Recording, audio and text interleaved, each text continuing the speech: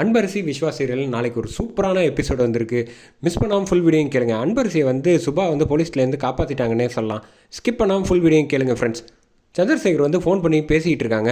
பேசிகிட்டு இருக்கப்போ வந்து விஸ்வாவோட அம்மா வந்து சுத்தமாக கேட்கவே மாட்டேன் அப்படின்னு சொல்லிட்டு ஒரே அடியாக அடம் பிடிச்சிட்டு இருக்காங்க. இல்லை, அங்கே நீங்கள் சொல்கிறதுனால வந்து எனக்கும் இந்த விஷயம் தெரிஞ்சு வருத்தமாக தான் இருக்குது.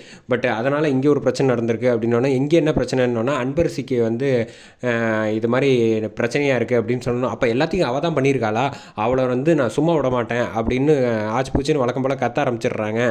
இல்லைங்க, அந்த மாதிரி பிரச்சனையெல்லாம் வந்து நிச்சயமாக வந்து அன்பரசி பண்ணியிருக்க மாட்டா. அதை முதல்ல புரிஞ்சுக்கங்க.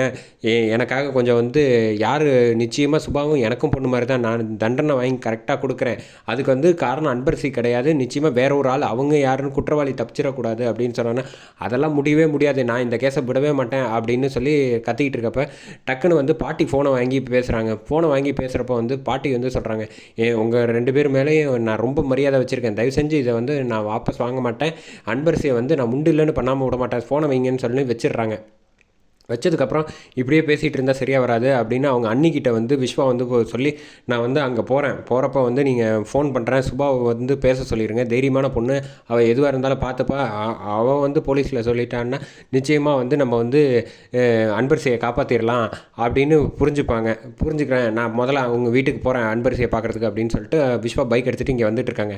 அந்த சமயத்தில் வந்து போலீஸ் வந்து சொல்கிறாங்க, சார் இப்போ நான் என்ன சொல்கிறேன், அந்த பொண்ணு வீட்டில் வந்து அவங்க வந்து எதுவுமே சொல்ல மாட்டேங்கிறாங்க. அப்படிங்கிற பட்சத்தில் நான் வந்து இதுக்கு வந்து என்ன நடவடிக்கை எடுக்கலான்னு நீங்கள் ஒரு ஐடியா பண்ணி சொல்லுங்கள் அப்படின்னு சொன்னோன்னே, என்னால் இதுக்கு மேலே ஒன்றும் பண்ண முடியாது, நான் அழைச்சிட்டு போகிறேன் அப்படின்னு சொல்கிறப்ப அன்பரசி நானே போகிறேன் அப்படின்னோடனே, நில்லுமா, நீ இந்த வீட்டை தாண்டி போயிட்டேன்னா அப்புறம் நான் இங்கே இருந்து உனக்கு என்ன பிரயோஜனம் அப்பாவாக இருந்துன்னு மைண்ட் வாய்ஸ்லேயே பேசுகிறாங்க. நீ ஒன்றும் கவலைப்படாத, என்னை தாண்டி நான் உன்னை போக விட மாட்டேன் அப்படின்னு மறுபடியும் பேச ஆரம்பித்தோன்னே, அப்பா ஏன் இவருக்காக இவ்வளோ துடிச்சிக்கிட்டு இருக்காரு, எனக்கு அதுதான் புரியல அப்படின்னோடனே விஸ்வா வந்து டக்குன்னு வந்து பைக் எடுத்துகிட்டு வந்து இங்கே நிற்கிறத பார்த்தோன்னா உடனே வந்து இவன் எதுக்கு இங்கே வந்தாப்புல அப்படின்ட்டு அனன்யா ஓடி வந்து இவ்வளோ நேரம் மாடியில் இருந்தாலும் கீழே வந்து நின்று பேச ஆரம்பிச்சிடறாங்க. விஸ்வா வந்து பேச ஆரம்பிக்கிறாங்க.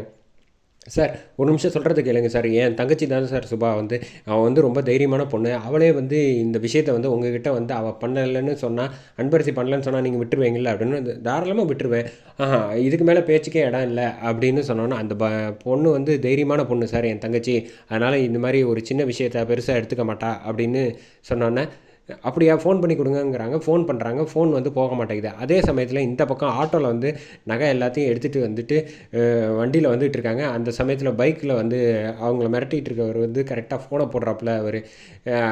நிச்சயமாக எனக்கு என்னமோ அந்த யார் பண்ணுறாங்கன்னு பார்த்தா டிடெக்டிவாக தான் இருக்கும் அப்படின்னு நினைக்கிறேன். வெயிட் பண்ணி பார்ப்போம் யாருன்னு ஃபேஸை வந்து காட்டுறாங்கன்னு. நகையை எடுத்துகிட்டு வந்தோன்னா வந்து ஆட்டோ விட்டு இறங்க சொல்கிறாங்க. இறங்கினோன்னே கீழே வைக்க சொல்கிறாங்க.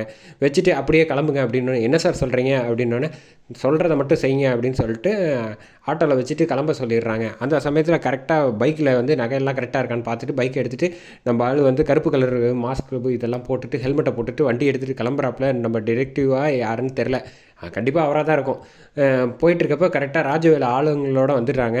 பின்னாடி ஆட்டோவில் போயிட்டுருக்கப்போ வந்து, பரவாயில்ல உங்கள் அப்பா வந்துட்டாப்புல, நிச்சயமாக அவனை பிடிச்சி யார் என்னன்னு பார்த்துடலாம், நகையும் கிடச்சிரும் அப்படின்னு சொல்கிறப்ப வந்து மங்காவும் சிவகாமியும் ஆட்டோவில் போயிட்டுருக்காங்க. அந்த சமயத்தில் ராஜவேலு இங்கே வந்து ஆளுங்க வந்து அடிக்க வராங்க.